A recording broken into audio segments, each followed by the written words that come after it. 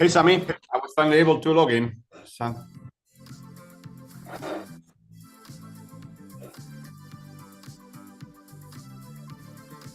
Hey Juan, how are you? Hey, Jax, good to see you. How are you? Sorry, you and I think had technical problems logging in. Isn't Yeah, that right? yeah. Yeah. I guess Very we much don't so. do enough Zooms. We should have yeah, I know there was this extra technical help. Hey Yeah. Sammy, how are you? Hey guys, sorry about the technical difficulties. The organizer are working on it. So Basant is having some issues also logging in. They're trying to work on it. But I think for the sake of the audience, maybe we can start and then hopefully he can join us. All right. For sure. So here, give me a second. So let me just share my screen first of all. And here we go.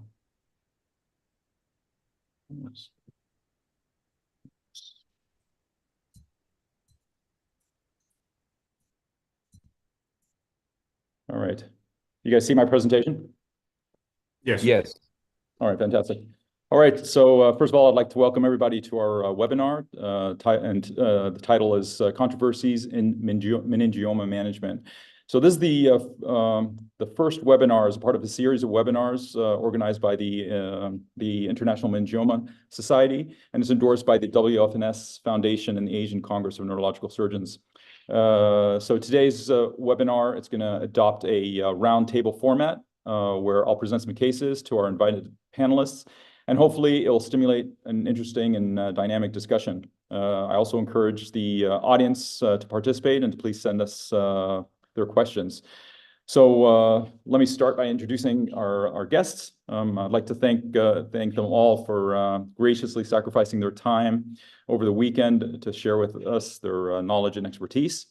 Our first panelist is my mentor and older brother, Professor Jacques Marcos, who I had the privilege of training with as a resident and then as a skull-based fellow, a skull-based and cerebrovascular fellow, and then later became his partner for several years at the University of Miami. So Dr. Marcos earned his medical degree from at the American University of Beirut, and then he did his postgraduate training. He started in England, I believe at Queen Square, and then he moved to the U.S. and did his residency training, his neurosurgery residency at the University of Minnesota with Dr. Roberto Hiros, and then he did a fellowship in cerebrovascular surgery at the University of Florida with Art Day, and then a skull-based and cerebrovascular fellowship at the BNI with Dr. Spetzler. He then joined the faculty at the University of Miami, where he stayed there for 28 years, becoming a full professor and co-chairman of the department. And then recently, just several months ago, he left the University of Miami and accepted a position as chairman of the Vivian L. Smith Department of Neurosurgery, McGovern Medical School at UT Health Houston. He's the director of cerebrovascular and skull-based surgery and the co-director of the UT Health Houston Neurosciences. So he's been involved with numerous societies and organizations, and he's currently the president of the AANS. Congratulations. He's on the editorial board of many prestigious neurosurgical journals, and he's a prolific author. He's published over 220 editorials, peer-reviewed journals, publications, and book chapters. And he's an invited guest both nationally and internationally. And to date, he has trained 25 cerebrovascular and skull-based surgeons. So I'll also go ahead and introduce our second panelist, who hopefully will join us soon, Professor Basant Misra, who's the chairman of the Department of Surgery and the head of the Division of Neurosurgery and Gamma Knife Radiosurgery at PD Hinduja National Hospital and Medical Research in Mumbai, India. Before that, he was a clinical professor of neurosurgery at the Macquarie University in Sydney, Australia, and a professor in the Department of Neurosurgery. Hopefully, I'll be able to pronounce this at the C. Shitra Trunal Institute of Medical Sciences and Technology at Trivandrum, India. He's also involved in numerous organizations and societies, and he's currently chairman of the WFNS Foundation. And hopefully he'll be able to join us soon. Our third panelist is my good friend, Professor Juan Carlos Fernandez Miranda. He earned his medical degree and did his neurosurgery residency in Spain, and then he moved to the U.S., where he spent 2 years with Dr. Roten at the University of Florida in his microsurgical neuroanatomy lab. And then he did a cerebrovascular fellowship at the University of Virginia, and then he did another fellowship at UPMC in endoscopic endonasal and open skull-base surgery. He then joined them as faculty, and during his 10 years there, he pioneered endoscopic endonasal surgeries to complex skull-base surgeries. He was then in 2018, he got recruited to Stanford. Where he's a professor of neurosurgery at Stanford University, and he's the surgical director of the Stanford Brain Tumor and Skull Base and Pituitary Centers, and the director of surgical neuroanatomy and fibrotractography and the Virtual Simulation Research Center. He's also involved in numerous organizations and societies, and I just point your attention to that he's the board of director to the Neurosurgical Atlas, which is very famous, and the co-founder and the vice president of the International Rodent Society. And so thank you all for coming, joining us today. So I'm going to start. So once again, this is a roundtable format. I'll present. I have 10 cases. Hopefully we can get through them. And so the first case is a 40-year-old female. Oh, Sammy, by the way, Bassan just joined. Oh, fantastic. That's great. Hi. So, Hi, good evening, sir. Sorry, there was some technical hitch. Now, finally, I managed. That's awesome. So I just want to say welcome to our president of AANS. I think this is his first meeting after taking over as the AANS president. Yes. So good Thank you, morning. sir. Thank you. Always good to be with friends. Good morning. Sorry. Carry on, please. Yeah. No, that's perfect. We just congratulated Dr. Marcos, and I just went through an introduction of everybody of all the panelists. So Yeah, please carry on. yes. So Dr. Mizra, we're just gonna go through cases. I have a total of 10 cases, and hopefully it'll be a nice discussion. So the first case is a 40-year-old female presenting with a 1-month history of headaches. 2 brief episodes of speech incoherence. The MRI showed a left posterior temporal extraaxial dural base enhancing lesion with significant vasogenic edema. Okay, there we go. So you can see the axial 228 images. You can see the lesion here. You can see the vein of Labbé, some significant vasogenic edema. And then you can see that it's against the transverse sigmoid junction. Flare images. And I think you can see from appreciate on this image. I don't know if you guys see my cursor or not, but it looks like it's not really. Yeah, we see it. We see you it. see my cursor? Okay, great.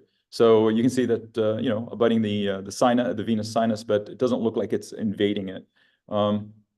Here's the sagittal views.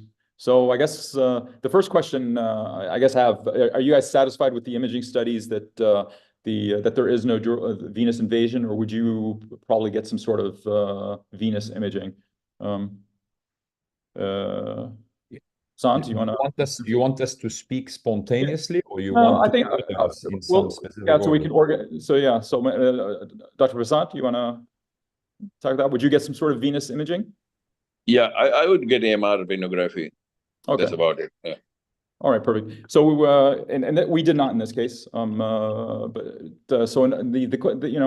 the next question I'd like is just to talk about meningiomas and vasogenic edema. So we've all had cases where you have like a very large meningioma, and it's not irritating the brain at all. And then you have sometimes this very small meningioma, which is causing this huge vasogenic edema. So my question is, do you think of other differentials, and what's the significance of this vasogenic edema? Does it, with regards to the grading of the grading, brain invasion, and decision making?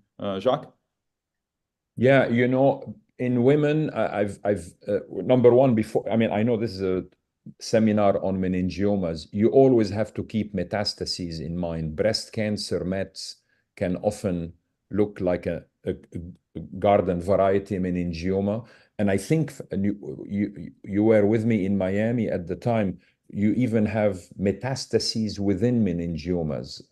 I think I've seen like 3 cases. They're so vascular, why not? If there is a met, it can easily go into a meningioma. You know, you keep those at the back of your mind. It doesn't change anything about your management. I think the MRV would be nice, not so much for the sinus. I want to know, well, I guess you showed it to us, but like to know the course of vein of Labbé. I mean, the last thing we want is a dural injury during the craniotomy that trips Labbé before you even start the case. Edema, yes, generally more correlated with a higher WHO grade, and the WHO grading system in itself is imperfect, as we know, and genetics are much more predictive of nasty behavior. All right. And then with decision making, so this patient is clearly symptomatic, but what happens if you get a patient with an asymptomatic meningioma, but with vasogenic edema? Does that push you towards resecting it? Basant or Juan? Sorry, Yes, maybe. No? yes. In fact, I have been surprised. I operated almost an identical case today, little bigger than this, little higher up, but stuck to the vein of Labbé, not so much to the sinus, and significant edema. And the patient was 63-year-old lady. There was a lot of invasion, the brain invasion, including invasion of the dura was gone, the bone was involved.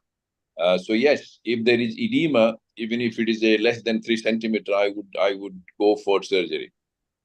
And of course, like Jack said, there is always a DD in your mind. You need to have that. But earlier you take it out, the better it is. Surprisingly, if the patient doesn't have a fixed deficit, you can most of the time take it out and doesn't hurt the patient. The bigger the tumor, the risk increases, and also the producing a post-op deficit is higher. Excellent. Juan, what are your thoughts about the goals of surgery and how you manage the venous? Yeah, first sinus? typically it doesn't like look to like. do. Yeah, I typically like to do CT angiogram and CT venogram. I like the CT imaging and the 3D reconstruction you can get. It's actually very nice. I like to understand where vein of Labbé drains in relation to the sigmoid sinus junction, etc. Yeah, I mean, in a case like this, I want to see how if the sinus is narrow or the lumen is completely intact based on imaging. If it's narrow, I'm going to be very careful just to trim the tumor flush with the wall of the sinus. I'm not going to try to remove tumor from within the sinus in this area, most likely.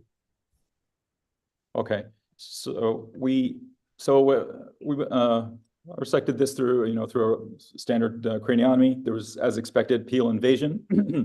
The sinus was not involved. It was just attached to the tumor, was just attached to it. So peeled it off and just coagulated the attachment. So the pathology came back as WHO grade 2 with a KS67 20/30. So then the next question I have is what's the role of postoperative radiation therapy? In this case, is grade 2. Let's all whether if you resected it completely but left the dura, or if you've left a residual, and also let's talk about grade 3s. Jacques? Yeah, this is the controversial issue, and I'm glad you bring this point. What do you do after quote-unquote gross total resection of a grade 2 meningioma? If you are at a center where you can get genetics, such as our good friend University of Toronto or at Yale with Molitarno, then it's nice to dissect the whole grade 2. As you know, they don't really match completely. I tell you how I've been doing it is, if I have really achieved a gross total, if I burnt a little bit of cells on a sinus, I probably consider it gross total.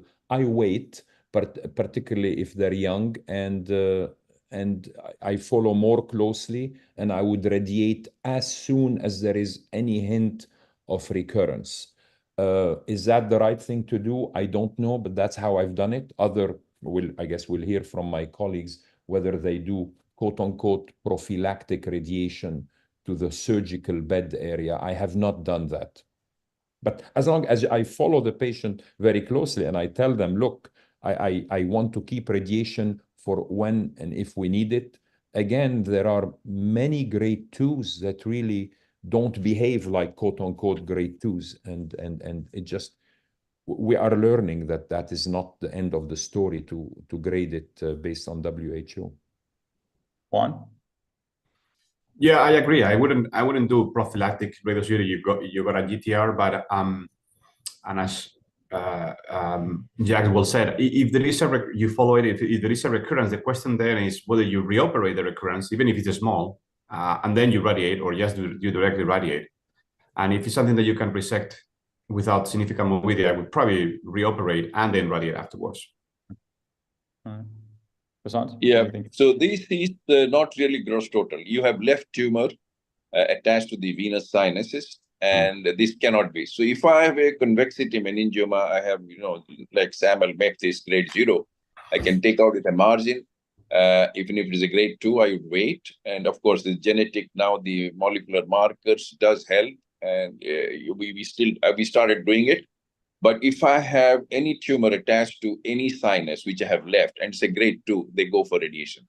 If I have a complete real total excision, then they wait, even if it's grade 2. This is how I do it. All right. So anyway, from our standpoint, it was presented at our tumor board, and we decided to go ahead and prophylactically radiate. All right. So our next case is a 48-year-old female presenting with headaches and dizziness. Her headaches, this is the characteristics, are pressure-like in the occipital parietal region. They occurred randomly, not associated with any position, bending, or straining, not really associated with nausea, vomiting, or visual changes. So this is her MRI. So there's CT scan first, so you can see that there are some bony changes. It's this parasagittal meningioma. Let me go next one. So you can see the erosion of the bone. And this is the MRI. So clear invasion of the sagittal sinus. So just continuing. So this is the MRV. Hopefully I'll try to go through that. Yeah. So what are your thoughts on this? And the question I have, yeah. So what are your thoughts on this? And my question basically is, what is the role of angiography? Is the MRV enough, or do you need to go one step further? Jacques? Yeah, unlike the other case, I definitely would do DSA angiography here. A couple of reasons. You have an MRV that shows you, I'm not so concerned again about the sinus. The sinus is occluded, it seems to me, completely. But of course, where we hurt patients when we do these surgeries is those bridging veins that are channeling, or even the emissary veins. There are, as the sinus occludes, you get emissary veins that take over the function of the sinus, and just by doing the bone work, you can give the patient a venous stroke before you got to the tumor. So I want to know not only the anatomy, but the hemodynamics of the venous phase, to figure out how, which veins are quote unquote sacrificable if I have to. Obviously, my goal is to save all of them, but it helps to know, to plan your craniotomy. And I guess we can talk about it a little later, but sometimes ICG venography during the surgery, when you have things exposed, you could put a temporary clip on a vein and figure out, can I get rid of this one? How quickly is the flow? So it's a long answer to tell you, on a case like this, I find it useful to do proper cerebral angiography in the venous phase. Juan, you agree? Yeah, I know. I do agree completely. I think that's, for me, the indication. Well, I would go a step back, and I don't. This patient is how old, you said? I forgot. 48. I would probably. And is the patient symptomatic? So she has these headaches. Well, that's what I'm saying. So she has these headaches that are, but yeah, they're not tension headaches, right? So not really related to positioning, straining. Right. I want to rule out, Sami, that this patient doesn't have intracranial hypertension from occlusion of the sinus. Just rule out papilla edema for starters. And I've had cases like this that I've treated conservatively, if needed, with a shunt or nothing, and just watch them if the symptoms are related to, unrelated or related to intracranial hypertension. Because treating these, you probably have to cut the sinus, and that I try to do that only when it's absolutely necessary. And I agree with Jack that angiography is this is the indication for angiography. This type, if you are going for the resection in this case, you want an angiography. Anything to add, Basant? No, I actually the MR, sorry, excuse me. MRV is all that I do in my practice, and it also helps me. I mean, the identifying the veins that easier with MRV with neuronavigation and putting in the images into my neuronavigation system. In fact, that's much more helpful for me than the DSA, because I can't put the DSA in my neuronav. At least I don't have that facility, so I don't know how to use it. So MR venography, the imaging people are very good, so they give me exactly what it happens. And what I mean, Jack rightly pointed out, sometimes these emissary veins are the critical ones. When you just do the craniotomy, you can hurt the patient because the flow is diverted, especially if the sinus is blocked completely. I don't think I will wait. Because number one reason, the bigger it becomes, the more difficult it is to operate. And I have never done a sinus anastomosis or a venous anastomosis, though there has been reports from the French group of 100 cases, but they do hurt. So with the advent of the use of radiation, and the radiation society today says the meningioma first line of management is radiation, not surgery. But I would operate. I would leave tumor, shave it from the sinus. Number one reason that it's easier when it is small. Number two, I want to know what's the pathological characteristic of the tumor, so that the appropriate treatment can be given. Most likely, this patient would need further radiation because there will be tumor left. But very important point which was made about the opthal evaluation, because the patients may be having papilledema because of raised intracranial pressure because of the venous compromise. Thank you. All right, that was an excellent answer. So we did an angiogram, and then our thinking was that it's not completely occluded. Okay, so it's not completely occluded. Oh, that's a good point, actually. Yeah, I'm glad you brought this up. MRV, as we all know, due to the physics of MR, almost always overestimates occlusion. Yeah, exactly. So you can see here that I just want to make a point, Jack. If you do my radiologist, what they say is the MRV, if you want to evaluate, you evaluate on the plain MRA, not in the contrast venography, because then it's much more accurate according, because if you do contrast, then it's difficult to evaluate whether it is, because the tumor is enhancing and the vein is also enhancing, so it's difficult. So you do a plain MRI for complete occlusion or no occlusion. That's what they say. It's true, I agree, but it still overestimates on the plain MRV. But that's really the issue. But yeah, not just that. That's not same thing with carotid stenosis. MRA often, overestimates the true Nasset criteria of carotid stenosis, just in the physics of the acquisition of the images. But also, Jack, as you said, the angiogram gives you a hemodynamic aspect, the temporality of the venous drainage. You can understand if it's draining forward, backwards, down towards sylvian veins. You can understand the dynamic. The MRV does, or the CTV doesn't give you that. Yeah.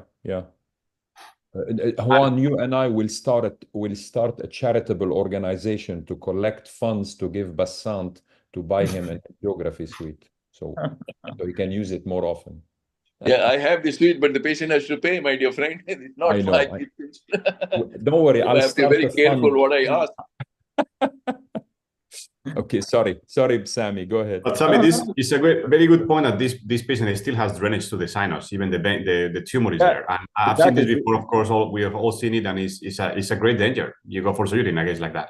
That's the question. So Basant, he kind of touched on these points, but now that you know the sinus is not fully occluded, so the question is, what do you do in this case? So I think Juan brings a good point about the issue of papilledema. Our feeling was that the headaches were not not elevated intracranial pressure headaches, you know. So the question is, would you, if you think that the patient, if this is asymptomatic, would you allow just observation just until the sinus occludes, and then you can do a definitive surgery where you resect the sinus, or do you resect now? And if you're going to resect now, then what's the goals?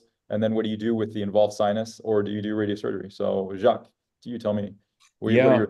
Can you go back? You went quickly over the angio. Just with your cursor, show us on the angiogram the area of exactly, maybe on a lateral, or can you play it?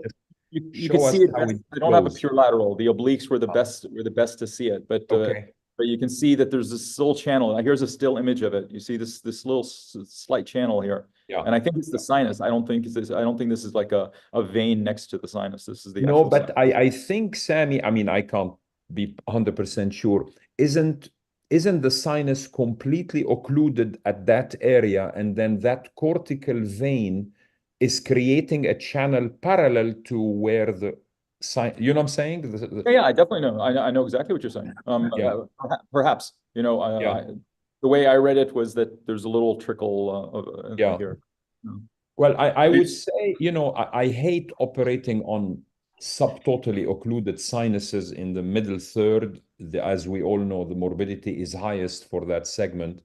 I'm not in this case then in a rush to operate, but I would do a lumbar puncture to measure her ICP and see if we need to treat high ICP to follow up on Juan's argument there.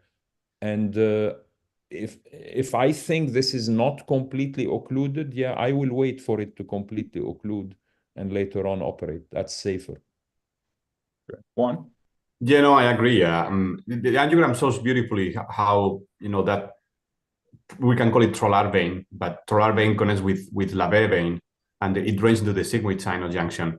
So this is developing collateral, but I think this is a case where I would wait.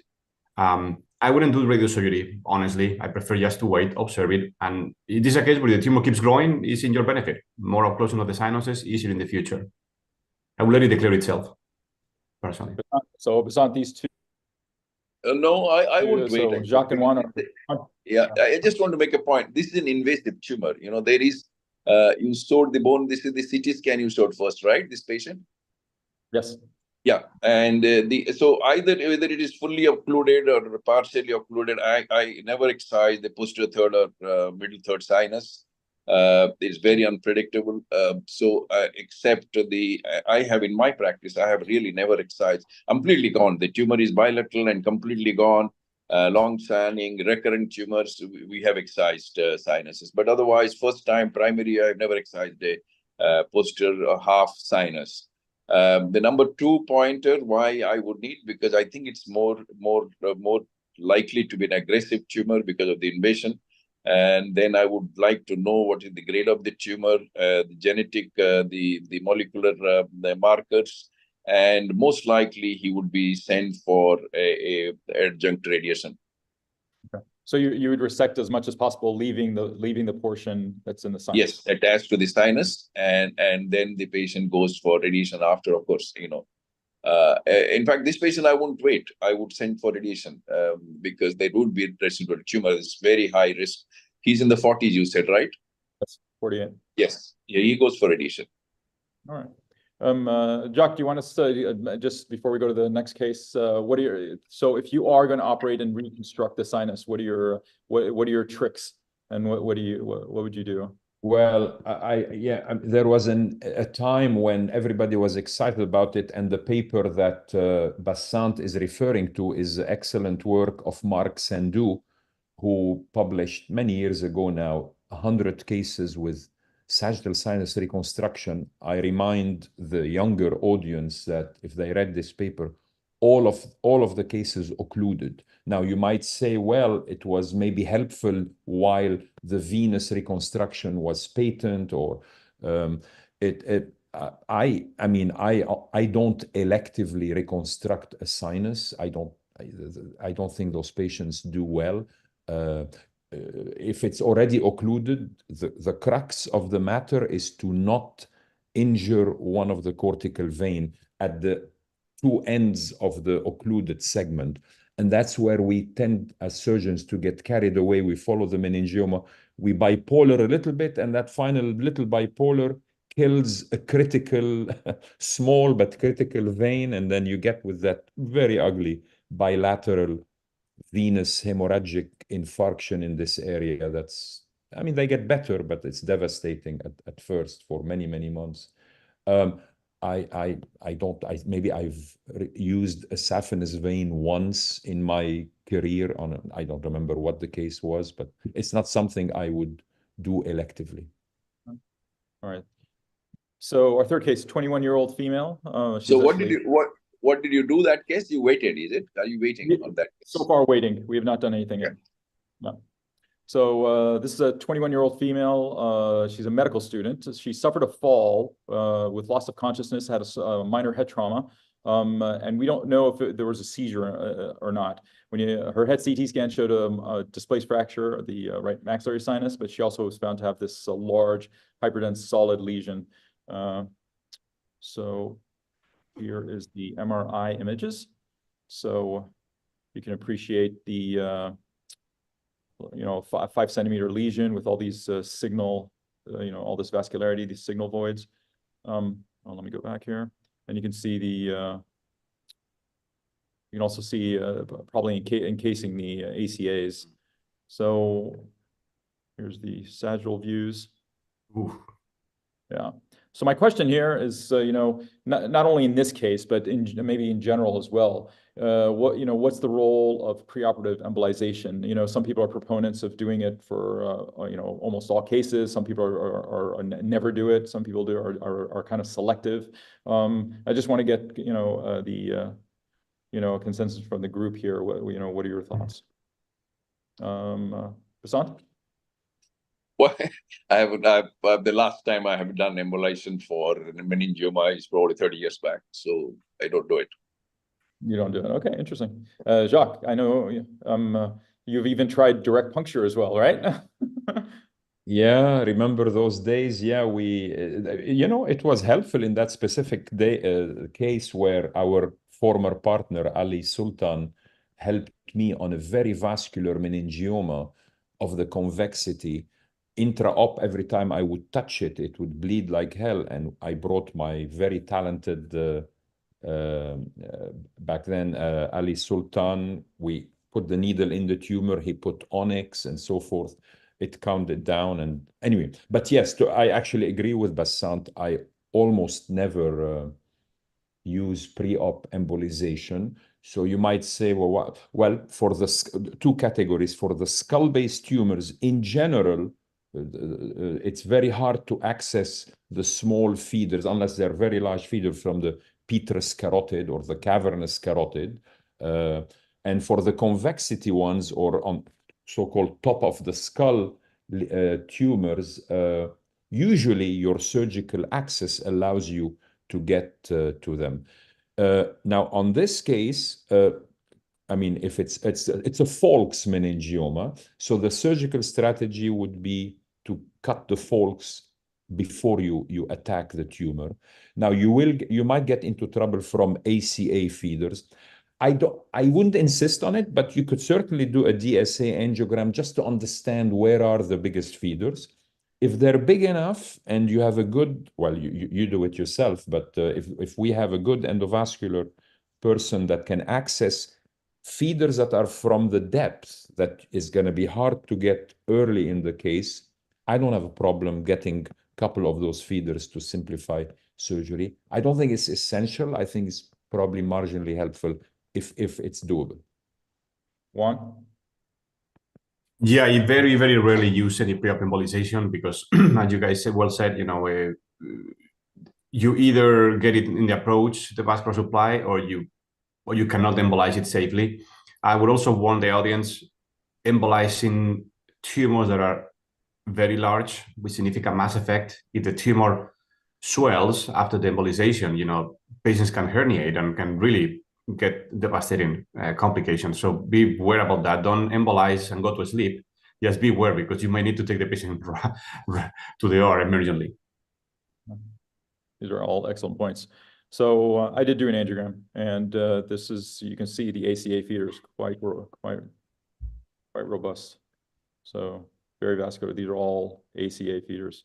And Sammy, I think if your audience is probably mostly very young people, you should just take some time, show them where the feeders are. You went too quickly. sure. So let me go here. So this is a right internal carotid artery injection. It's an AP view. I'm trying to slow it down because there we go.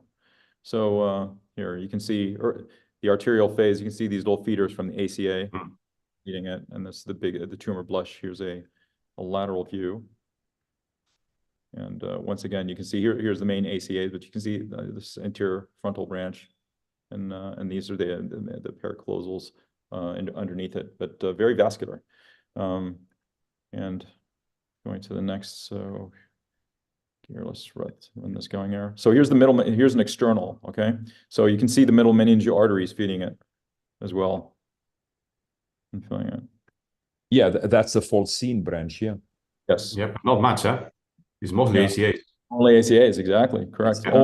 It's almost always with these, for whatever reason, young people, it parasitizes much more from the brain than from the dural feeders. That's a challenge. So, and here, just same thing from the left side, you can see. So both ACAs are kind of feeding it. Here, you can see it here as well. So I decided in this case to embolize it. So you can see the external, even the contralateral, middle meningeal supplying it as well. So here's a super selective. So here's a super selective ACA injection. So the one ACA feeder is quite significant.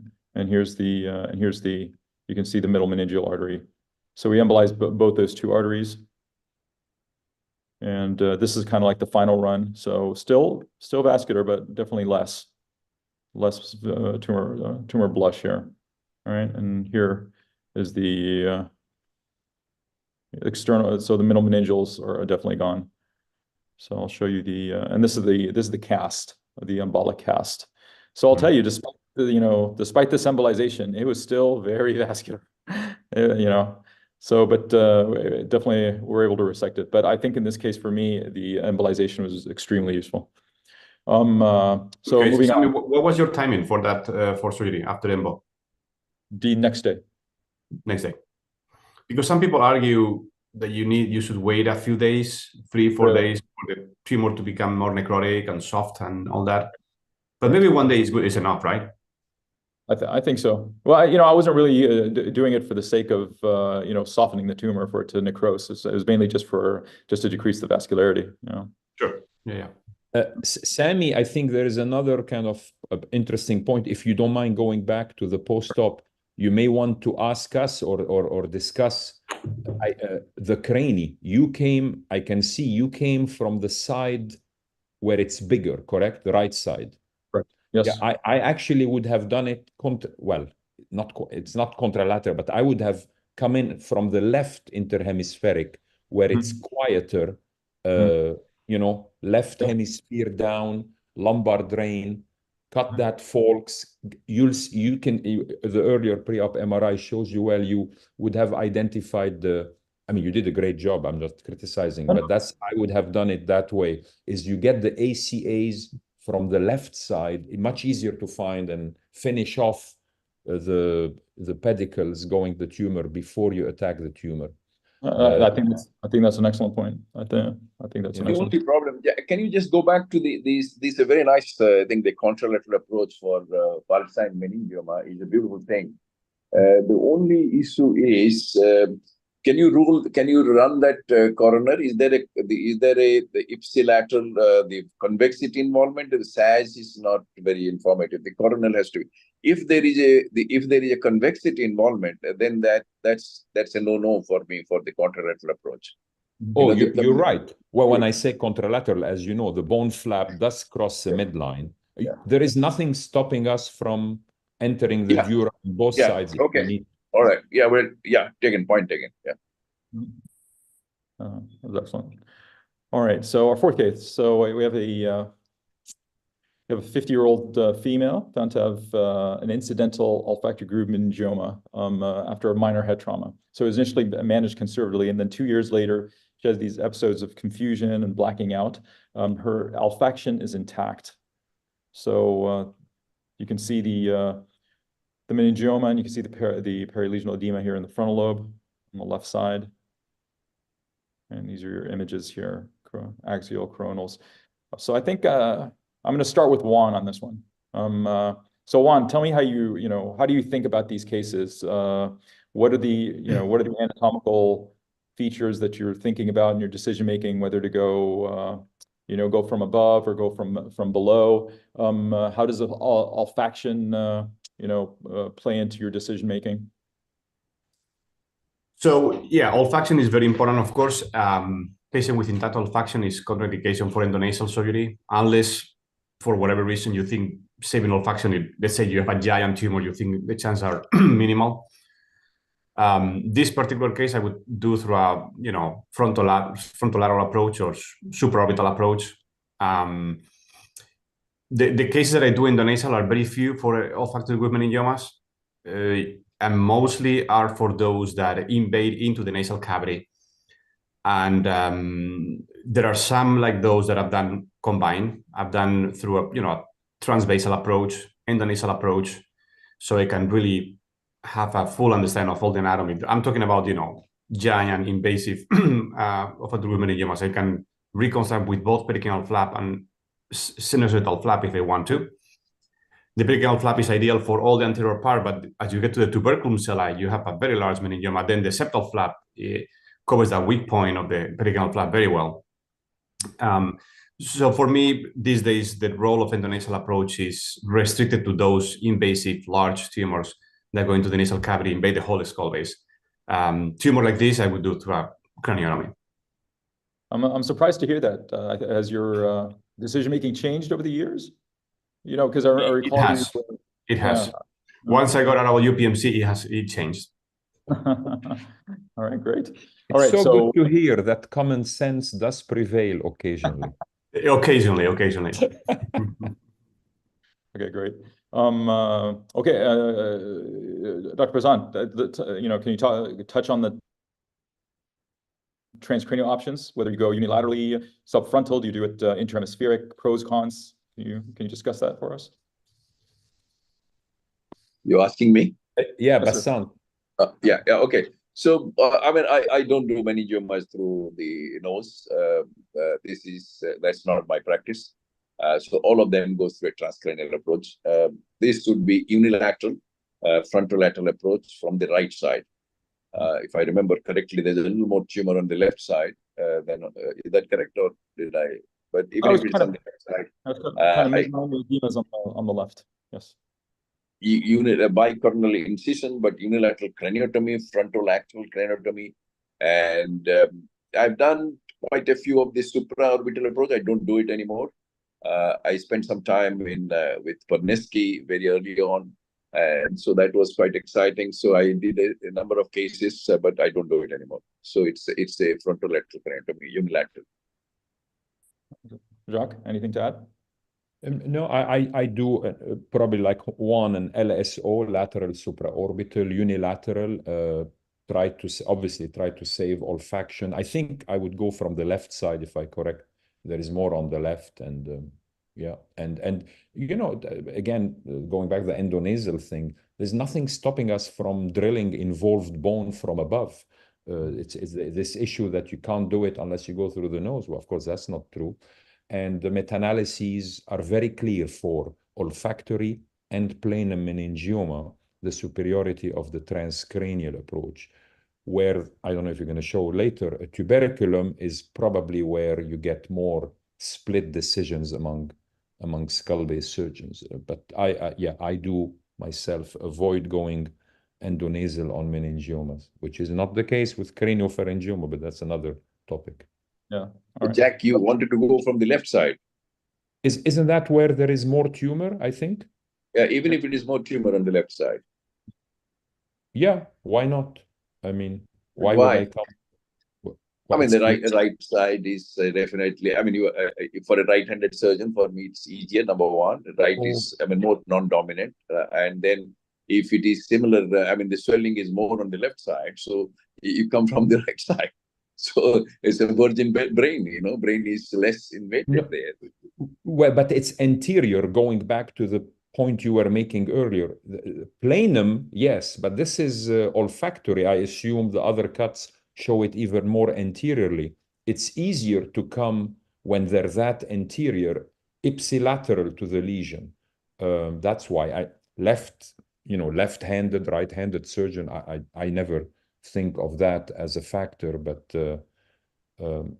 I mean, well, the other thing is I'm assuming the left olfactory tract is anatomically more involved than the right one. So I'd rather come from the side where there is no hope for olfaction and save the other good one. You know what I'm saying? It'll be up the other side of the tumor. Same rationale for me. I work from left side because I know the other nerve is going to be protected. Probably as I debulk the tumor, is going to be not manipulated. Yeah. Excellent. All right. Oh, Sammy, I'm sorry. Oh, beautiful. Go back to the pre-op again. A warning to the audience. You've got to be a skull-based surgeon to do these cases properly, because I've seen too many people who just shave off here and leave that portion that's herniating in the nasal cavity. And this is, of course, where they recur within very few years. And then you end up perhaps going endonasally, because now it's a nasal tumor, not a cranial tumor.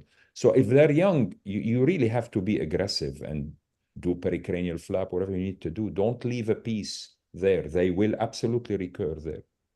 Sammy, let me make another point, which is one of the reasons I changed from doing endonasal for these cases is that when you go from above, you can choose how much of the skull base you drill or the dura you remove, because it's only what is involved. But when you come in the nasal, you are taking so much normal anatomy and normal bone just because of the approach. And that increases the risk of CSF leak for reconstruction. So that's one of the things that for me is not good for endonasal. I love hearing this. This is perfect coming from you. That's very important. And I hope it resonates with the audience, that is why, I mean, people like Bassant and myself never really jumped on that bandwagon for meningiomas. We obviously love endonasal and we use it, but the tailoring is very important, the thinking. Yeah, it's just not the pathology, meningioma, no meningioma, it's the location. And accessing the anterior skull base is very easy through a craniotomy. It's very simple. The interpeduncular system, suprasellar region is a different story, but here it's very easy to get access. All right, excellent. So as you predicted, so we're going to talk about a tuberculum.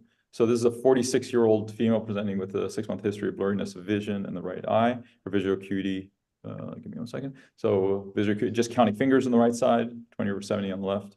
Optic pallor, disc pallor. You can see a thinning of the nerves on the right side. So here is her meningioma. So a tuberculum meningioma, you can see the invasion into the optic canals. A little encasement of the ACAs, and then a dural tail going above the optic nerve. And here's our sagittal view. So I think I'm going to start again with Juan. What are your thoughts on this one now? Yeah, this for me is an endonasal case. I would rather do this endonasally. The reasons are, one, there is bilateral invasion of the optic canal. I can address that early on both sides, the middle and the superior aspect. I've learned over the years how to do, we call it the supra-optical recess, how to drill above the optic canal towards the body of the clinoid and do so we can reach the tails, which is the typical area of residual, but we can reach that area as long as there is no real attachment to the clinoid itself laterally. If it's just on top of the optic canal, you can get access. For me, this is a good endonasal case. The results for me, my experience has been very good, and I continue doing them, and I believe the results for visual outcome are better. And the risk of leakage is low. The defect is not that big. and it's mostly involved tumor that you're removing, and you're removing actually involved dura that is otherwise difficult to cut. I'm going to cut the dura of the distal dural ring, and I'm going to cut the floral and middle aspect of the optic canal, even the roof of the optic canal dura if I want to. To me, I can cut the diaphragm if it's involved, as often is the case. To me, there are many benefits of endonasal, but of course, requires expertise, and you can do this also open with very good results.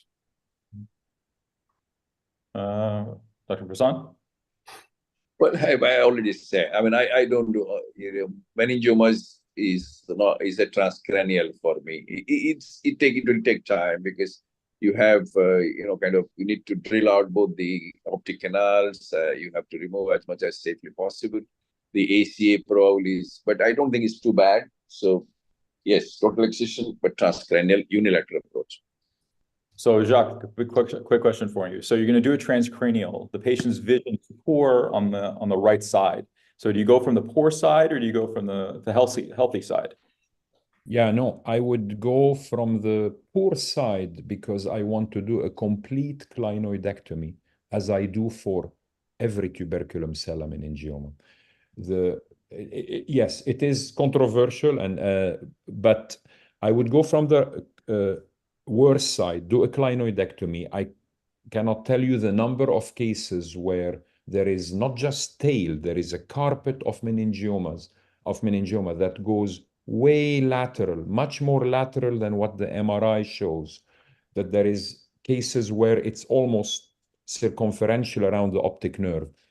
The endonasal is beautiful for clearly the medial optic canal, and yes, in Juan's hands and other expert endonasal endoscopist with even a 45-degree scope, you can grab a little more above the optic nerve, slightly lateral to it, but that's not easy to do.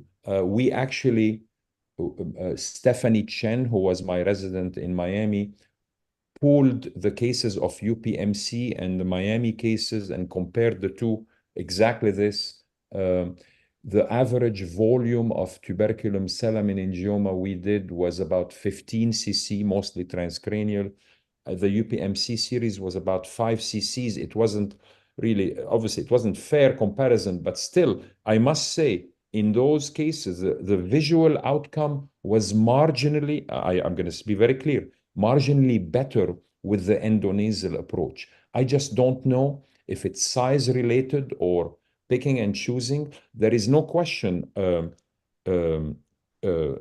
strategically, if you can pull that meningioma from below without touching the chiasm, of course, it's perfect. My problem is, I think it comes, and not I think, in the publication to show that the recurrence rate, then you get these recurrences that happen on top of each of the clinoids where it wasn't possible to achieve a good Simpson grading. It's a very interesting topic, and I think maybe we'll learn more with a few more years of bigger volumes being done of both ends, but I'm clearly not as much against endonasal for this one as I am against planum and cribriform, but it's what's best in your own hands. I still do those transcranially myself. Yeah, I agree. And Samuel, make a point, which I also do a number of these tumors from above, especially when they truly attach to the anterior clinoid. I come from above, clinoidectomy, the standard approach. I always have a hard time looking underneath the ipsilateral optic nerve, going the tumor into the optic canal from an open approach. And I end up manipulating, and I even talk to some, to Sam Almehdi and things like that, and he describes how he drills into the sphenoid sinus to get access to the optic canal from above. So that's a limitation of the open approach, and that's where endonasal does better. Some of these cases have done combined for these very wild, truly enlarged, that encase both optic nerves. They are truly challenging. That's the limitation of open. I agree, that is the limitation. But as you know, I mean, you're a master user of the endoscope. You can do endoscope assisted from above with a 30-degree for that little corner, and we all, of course, have angle instruments. The difficulty where it is when the blood supply to the optic nerve is completely invested in the meningioma. Oh, yeah. And it doesn't matter whether you come from above or below, this is where you're going to hurt the patient. But the ability to control things from above, to dissect meticulously the branches of the superior hypophyseal artery as we tease it. And I know, I mean, I've seen you do it also endonasally. It's just harder to do through the nose with those longer levers. And, it's a wonderful conversation, wonderful discussion. I love that topic, but, let's see what happens in a few years with this. We'll see. Yeah. I think it's harder from endonasal. It is right. I wouldn't say the super hypophyseal arteries. I think you can manage those better endonasally personally because they're small. You have magnified view. You can see from the origin very well. You have the arachnid plane. But the ACA complex, that's the part that is more tricky endonasal. The bigger vessels endonasally, they're farther away. You have difficulty getting proximal and distal control in some of these occasions. So that's the challenge. You need to be very, very careful selecting these cases. If there is vascular encasement of the ACAN complex, just think twice about it. Maybe you better go above. Right. Excellent discussion. So one more question. So do you always do your clinodectomy extradurally, or do you, Jacques? What do you like doing? Oh, absolutely. I mean, I don't know why people do it intradurally for tumor work. It's so clean. The dura has been open. You can use the dura as almost your retractor as you put the stitches, the traction sutures on it. For tumor, always extradurally. Again, going back to a couple of nice papers by Teet Matheson, older, showing visual outcome is better when you decompress the optic canal extradurally before you go in and start shifting the tumor and kinking that already kinked optic nerve. I'm so, and of course it's a devascularization of the tumor partially when you do the clinoidectomy before opening the dura. All right, excellent. So, Sami, I would add, I totally agree, clinoidectomy, but also allows you to decompress the nerve and to find the carotid early on. Many cases of this, more clinoidal meningiomas than tuberculum, but they encase the carotid or they are attached to the carotid, and your concern is where is the carotid. So you do clinoidectomy, you find the carotid right on the clinoidal space. You can cut the distal ring and on your opening of the dura, and you have the carotid right there, and that's a great advantage. Anything to add? No, I think I said that is transcranial, but the only point I would like to make, if it's a giant tumor, then with a lot of mass, I do intradural drilling, but otherwise extradural, because I think if there is a lot of mass while retracting the dura and you're putting pressure on the nerve, that may be counterproductive. But otherwise, for anterior circulation aneurysms, I do intradural drilling. For posterior circulation aneurysm, I do extradural drilling. For this tumor, I would do extradural drilling. But if it is a giant tumor, I would decompress before going for drilling of the anterocranial. All right, I did this transcranially in this case. So our next case, also on the tuberculum discussion. So 27-year-old presenting with visual loss in the left eye, had this meningioma.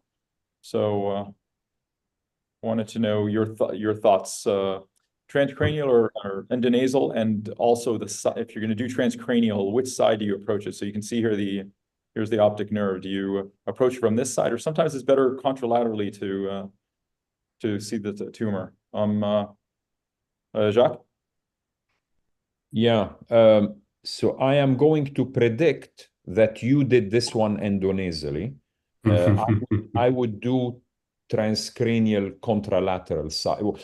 Yeah, if that dura of the clinoid is absolutely completely clean, and it appears to be, even though it's always an underrepresentation, but I would come in from, it's a beautiful coronal shot you have there with the arrow. I would come in from the right side, the opposite side. And if I need to remove clinoidal dura of the left side, it's very easy to do. What's not easy to do is a complete contralateral clinoidectomy. But I would come from the right transcranial. So Juan, what would you do? This, of course, is an easy endonasal case, I would say. Yeah. And not just the benefit of that, and we can go to the discussion of the dural tails. If you go endonasal here, you're going to remove the bone where the tumor is coming from and the dura where the tumor is coming from, which you're going to have a hard time doing open. You can do it, but you have to drill very close from above in between the optic nerves. It's not an easy thing to do and risky. Endonasal, you can do it much better. I have an issue, and I've seen, most of you have, I'm sure, have seen recurrent tumors after open approaches. And the recurrent tumor is within the optic canal, in the dural, the floor of the optic canal, around the distal dural ring, because that's the area that is difficult to get from an open approach. If you get a dural tail left over the anterior clinoid and the tumor grows in that area, I mean, it's not a big deal because it's away from the optic nerve. If I have to choose where to leave microscopic disease, I would choose the top of the clinoid versus the underneath of the optic canal or the optic nerve. And those cases where we saw residual tumor, typically they had already attachment to the clinoid. Not that there is a little microscopic and then it grows. So there was residual up front. Anyway, this is a good endonasal case. No question for me. Okay, great. That's what I predicted. So, sorry. So surprisingly, we discussed this. So for me, I honestly did this from above. I did it through just a simple eyebrow. But now I'll give you a last case tuberculum, okay? And this one I'm showing it as a teaching point because I think I made a mistake here. So this is a 61-year-old female. Give me a second here. Oh yeah, so 61-year-old female. So multiple medical comorbidities, has pan-hypopituitarism secondary to pituitary prolactinoma that was resected like 20 years prior. Okay, I'm not sure the reason why it was prolactinoma was resected, but she had a transpenoidal surgery, and she also has this small left tuberculum meningiomas, which I'll show you right now, elevating the left optic nerve. And it grew slightly on imaging. Her vision was pretty good, but on the visual fields, our ophthalmologist was telling us that her nerve was definitely being compressed. So these are imaging studies. This is what's remnant. So I'll show you. This is the sphenoid sinus filled with CSF, and this is kind of remnant of pituitary. And this is there's your lesion right there, and it's you can see kind of encroaching onto the other side. Here's the T2, and you can see the big CSF cavity. I don't know, and you can see maybe a remnant of pituitary tissue. So the question is, what would you do? I'd be interested. So one, it sounds like for you, what this would be also endonasal, even though she had a previous transpenoidal surgery and all this, that wouldn't phase you in any way. You would just do it same way. Go back, Sammy. I don't think first I want to make sure that the nerve is pushed lateral and not medial. It seems like the nerve is pushed lateral, no? I can't tell for sure. Yeah, it's pushed up, kind of upward right here, Upward. Yeah. Although okay. I mean, you could do endonasal from that point of view, but I don't like the large empty sella. It's an increased risk of spinal fluid leakage. At this, I might consider going from an open approach personally, just because of the large empty sella. I would have to really pack everything with a lot of fat and a flap. I think I don't like it. I don't like this one for endonasal, honestly. Yeah. Okay, that's cool. Jacques? Yeah, no, I'd go left side here because the nerve is not pushed like in your other case. I want good control. Look at the tumor inside the loop of the concavity of the carotid. I do, of course, a complete clinoidectomy, and I do ipsilateral transcranial and chase that tail that's crossing the midline along the tuberculum. By the way, when we say ipsilateral, I mean, I drill the tuberculum itself all the way to the other side as needed. And you can see she's threatening to grow into the opposite optic canal medially. Look at that axial you have. So there is always, when it looks like this, there is always tumor bilaterally. Yeah. Prasad, any comments? No, ipsilateral left side approach. I think the point Jack has made repeatedly, what you see on the MRI, the tumor is much more widely attached to the dura, which is not, you don't appreciate that when you open it up, kind of all those red dots there on the dura. So all that can be, I think, easier for me to take it out. transcranially and have a more complete excision. Of course, and drilling of the bone is critical, but also taking out that dura, involved dura, also helps in preventing, reducing the recurrence, not preventing. I would not say preventing skull-based meningioma unless until you follow for long enough. You can't say that they would not recur. Excellent. So I agree with you all. So in this case, I did not want to do transfemoral, and I said I'd do it transcranially, but unlike you, I said I'd go in from the contralateral side, actually. This is what I found at surgery. So no tumor seen at all. She has a prefixed chiasm, no space at all. So yeah, you drill the tuberculum, you drill the optic nerves, both sides, and but it was not easy, and I hurt this patient. So this is her pre-op visual fields, and this is her post-op. So I definitely hurt her. She's recovered a little bit. Her right eye improved actually from pre-op, but her left eye is certainly worse than it was pre-op. So, and when I go back and look at the imaging studies, and this was the teaching point, and you can see it was prefixed, and I didn't pay attention to that. I didn't pick that up. So my question to the panelists again: would this change your decision making? Jacques? No. I think, well, I would have gone ipsilateral. I'm not sure the prefixed portion of the chiasm would affect it that much. If you're ipsilateral and you've done a complete clinoidectomy, you'll get that corridor from in front of the prefixed chiasm. Even showing me this, I wouldn't have done it endonasally. I was going to add earlier, the few times I go endonasal on a tuberculum is when there's been a previous craniotomy, and you can see scar perichiasm, and the tumor kind of is tuberculum. I think for me, those are good endonasal exceptions. Same principle here, but it's upside down. You've got scar from below. It's hopefully virgin from above. And yeah, I wouldn't have changed my plan knowing what you're just showing us. Okay. Juan, any comments? Yeah, I think, I would have done ipsilateral clinoidectomy, etc. Still, I do think, Sami, that the risk of some visual loss, there is going to be visual manipulation in this case, optic nerve manipulation, I think, to get to the tumor because of its location, even if you go ipsilateral. So there is some risk of, visual damage as you had in this case, which is not unexpected at all. Okay. Prasad, any comments? This No, I told you I would go in ipsilateral. I mean, I think maybe you had more difficulty because you went contralateral. I think because of the prefixed chiasm. I think probably it would have been a little less risky if you would have gone ipsilateral. I agree with Jack.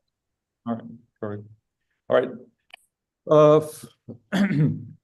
So 43-year-old female presenting with chronic headaches, blurriness of vision in the left eye, her visual acuity in the left eye, counting fingers, and optic, you can see optic pallor, optic dyspallor on the left side, decreased the OCT shows decreased thickness of the nerve, decreased the ganglion cell layer, and she has this optic nerve sheath meningioma with also an intracranial extension. You can see it along the tuberculum here, and you can see the nerve really squeezed here. So that's a tough case. So the question, oh, sorry, we're going in the wrong direction. So question is management. So would you, number one, would you offer her surgery? What are the goals of the surgery? Is it, is this just radiation? Jacques? Yeah. Yes, I would offer her surgery, but here is the thinking. I want to know the histology in detail. I want to stop this tumor from crossing over to the other side. So I'm going to do lateral, supraorbital, ipsilateral, complete extradural clinoidectomy.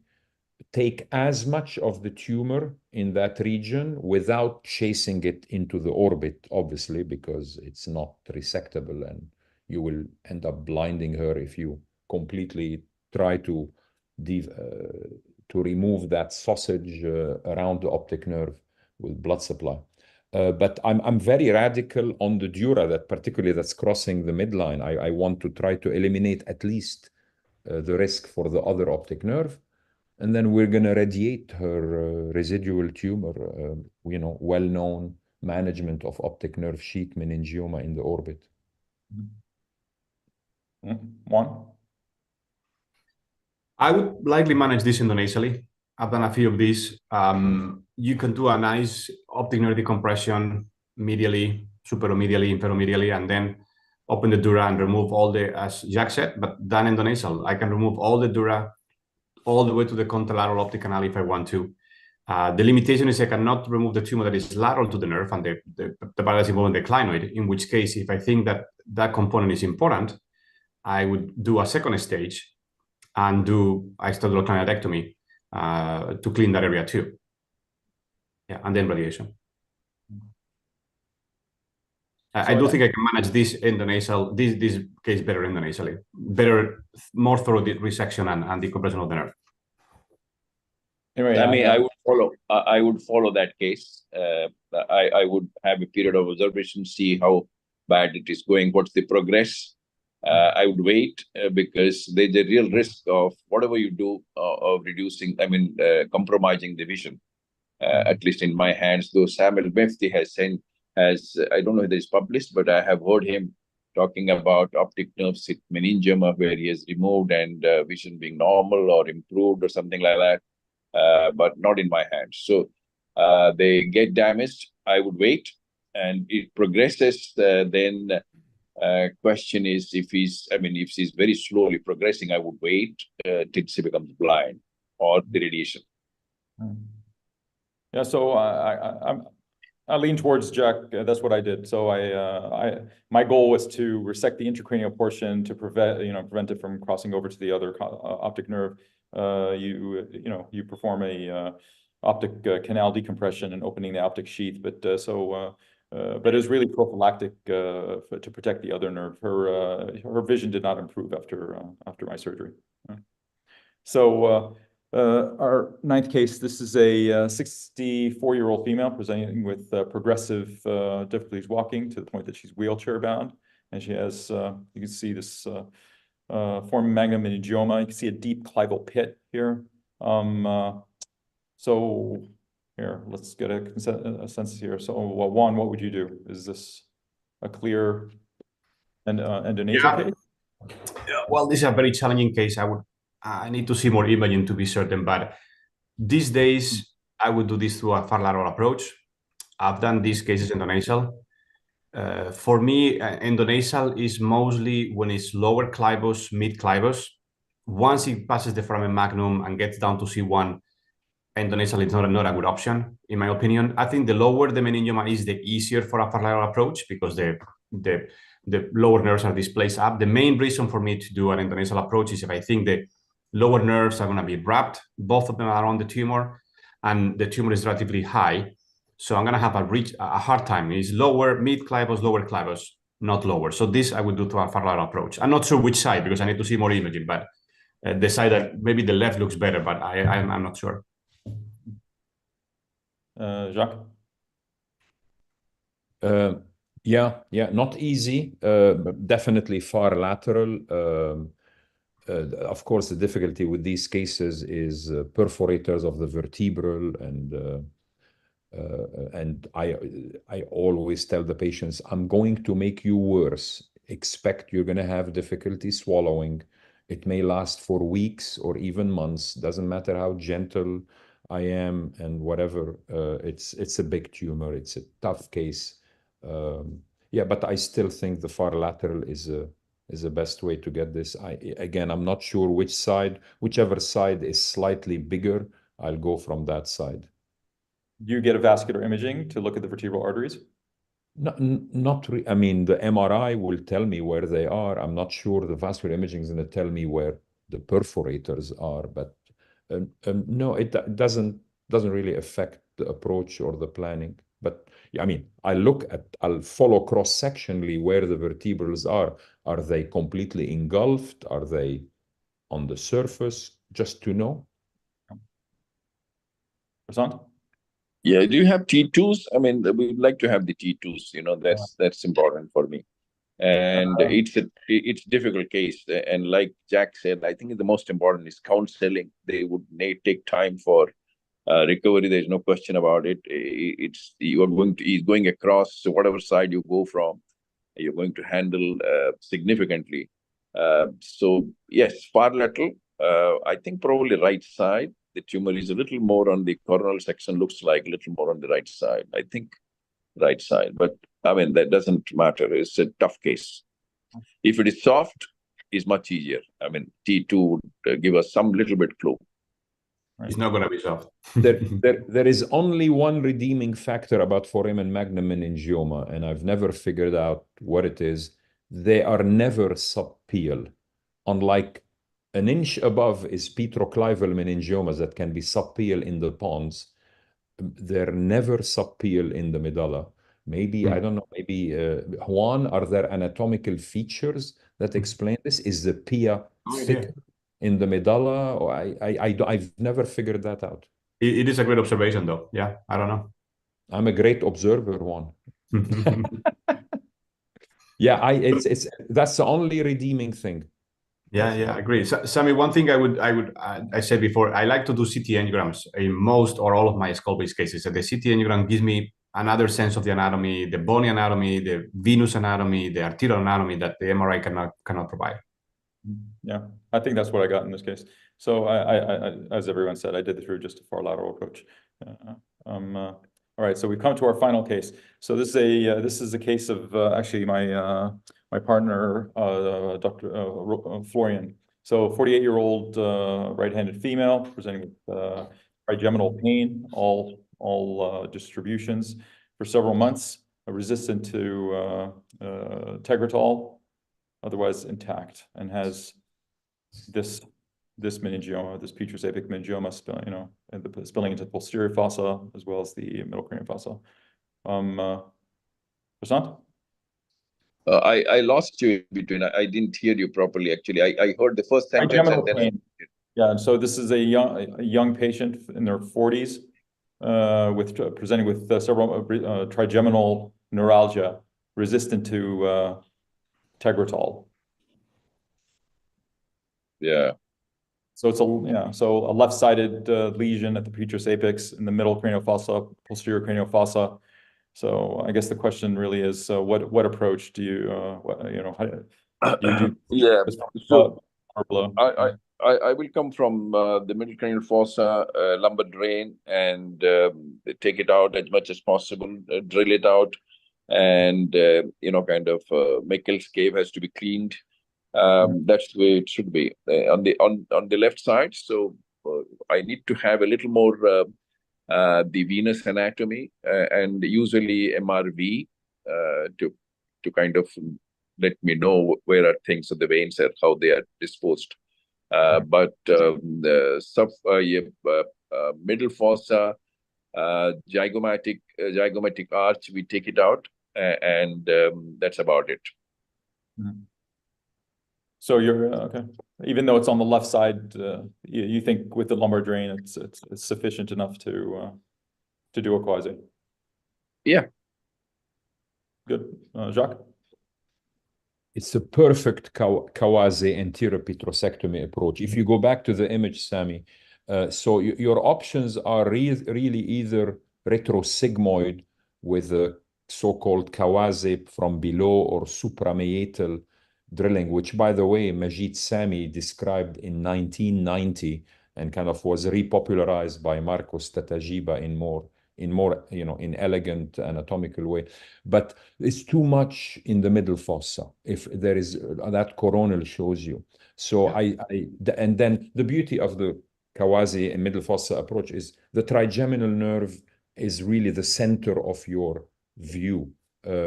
And then you can be very aggressive now and removing the tumor. You can see the herniation of the tumor into the posterior cavernous sinus there, and you can easily just pluck it out from the middle fossa. Lumbar drain, definitely. Well, Sami, I'm obsessed about lumbar drain for extradural middle fossa approaches. It's a way of avoiding contusing the temporal lobe. I don't know where this myth comes. Maybe Bassant or the myth. Some people say, "Oh no, don't put a lumbar drain because you leave the CSF as a cushion around the temporal lobe." I have no idea how they think that works in protecting the temporal lobe, but anyway, yes, that's how I would do it. Yeah, no, I agree. This is extended middle fossa approach with petrosectomy for me. The question of the lumbar drain is interesting. I tend not to use it, honestly. And if I find that the brain that I'm fighting a little bit, I would just open the dura, just a straight incision to go to the systems, open the optic of the system, release CSF, and that is a beautiful thing. Either that, or when you do the petrous apex, you open into the posterior fossa, the prepontine system, you drain CSF, and everything becomes beautiful and relaxed. But Juan, sorry, but by the time you get there, this is where most of the retraction has already occurred. Particularly we're in teaching environment with residents and fellows, I don't know, you've had good luck. I mean, I've just, when I put a lumbar drain and sometimes you reposition the patient, and if the resident hasn't checked and that lumbar drain is kinked, I've got a couple of videos where, gee, you're really fighting to even find. That's why I've learned through really a few bad instances that you need that room to avoid contusing the temporal lobe. That's why I do it that way. That's why I do use a lumbar drain when I think I cannot get easily to a cistern during surgery. Because if in a case like this, you can easily get to the optic of the cistern. It takes 1 minute to get there. So that's very easy. If I have a big tumor that occupies basal cisterns, Meckel's cave, you have basal cistern occupied, you can access Meckel's cave, for example, and drain fluid from Meckel's cave. If everything is occupied, then I put a lumbar drain, if I think I don't have access. Okay. All right, so this is, Florian Roser trained under Majid Sami and worked with Teta Jiva. So as expected, he did it retro-sig suprameatal approach. So this is how he managed this case in sitting position. So please Sami, tell him. I do. Sorry, go ahead, Jack. No, I was going to say, let's follow that patient long term with MRIs, and I'd love to see if that middle fossa dura doesn't have a recurrence in a few years. That's an important thing. It's beautiful job, beautiful view, but I do the Sami's technique, but when there is a large tumor in the posterior fossa, that's when I do that, but not this case. This is a plaque tumor. I mean, this is petrous apex needs to be drilled. It's easier to drill from above, much more than below. A question I have about this case, I'm curious what you guys would do. The patient presents with trigeminal neuralgia, right? Isn't that right? Yes. Do you do a microvascular decompression when you are there? Do you make sure that the SCA is separate from the trigeminal nerve or not? Oh, I love that. It's very important. I mean, I don't know if I'll do an MVD, but I'll actually look at the artery, how it's touching the nerve. Peter Janetta used to say, even in tumors, the cause of the neuralgia is the tumor pushing the artery or whatever. It's still the artery. So yeah, I would look at it. But by the time you remove the tumor, you have so much room. The artery can be pushed in very far away from the nerve. But I guess if there is still a concern, yeah, I'll throw in a Teflon. Yeah. Same here. After, if it's still stuck and there is adhesions there, or the arachnoid, I will open up that arachnoid. It's easy. You are there, and why not? We just put a little bit of Teflon there. I use the original operation of not a felt but a shredded Teflon. That's how we do it. Sami, this figure A, is this the same tumor you showed us? It looks much bigger here, figure A. I don't know. Or is that another case? That's another case. I think he did both cases the same way. Okay. Looks like another case. Yeah. But anyway, so this concludes. This is our. That was the final case. So just before we conclude the webinar, I'd just like to remind everybody that we have our upcoming webinar, hopefully scheduled in November of this year. We have lineup of excellent speakers, Vladimir Benes, Danny Providello, Mustafa Bishkaya, Dr. Kiki Terrell, and Dr. Yoko Kato. And I'd like to also invite everyone to the 2025 International Meningioma Society meeting that will be in Istanbul, Turkey on May 8th to 11th. It'll be an exciting meeting and hope to see everybody there. And in the end, once again, I'd like to thank all our panelists for coming, for graciously sacrificing their time on a weekend. It was a very nice webinar and discussion. I really appreciate it. And also thank the audience for attending. So I look forward to future webinars. Thank you very much. Thanks for the nice work, nice string of cases. It's good to see our colleagues here. And there's a large number of participants. I see there are 500 plus participants. That's good. That's good. On the weekend, 500 participants. Very nice. Thank you, Sammy. I think that was that's the amount that could be registered through Zoom. So I think there's even more that are watching on the YouTube live. Yeah. Thank you. Thank you. Well done. Thank you for the audience for spending their weekend listening to us, thinking they're going to learn anything from us. Hopefully, we haven't disappointed people. Guys, see you. Great seeing you. Good to see you. Good job. Thank you, guys. Bye. Have a great weekend. Thank you.